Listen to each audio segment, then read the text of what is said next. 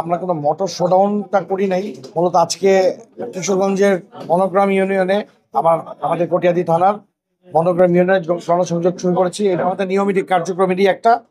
তো সেখান থেকে আর কি আমাদের নেতাকর্মীরা সবাই মিলে আমরা এখন আমাদের থানার সেক্রেটারি সাহেবের সাথে দেখা করতে আসছিলাম এবং এই কাজ অব্যাহত থাকবে।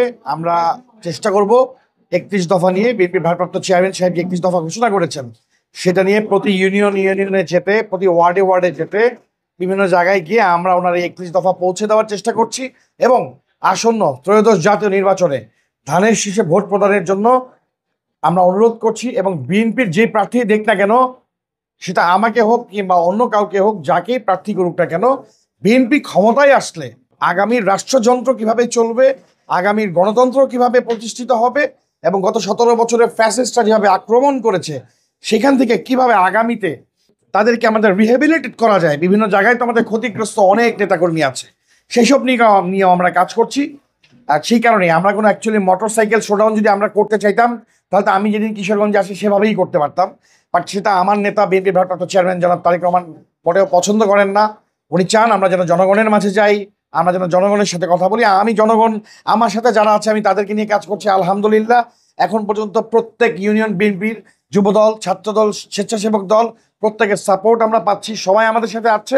আমরা বিশ্বাস করি বিএনপির ভারপ্রাপ্ত চেয়ারম্যান জনাব তারেক রহমানের ডাকে আমরা সবাই ঐক্যবদ্ধভাবে কিশোরগঞ্জ 2-এ যাকে মনোনয়ন দেয় তার জন্য কাজ করব। ধন্যবাদ। আসসালামু আলাইকুম।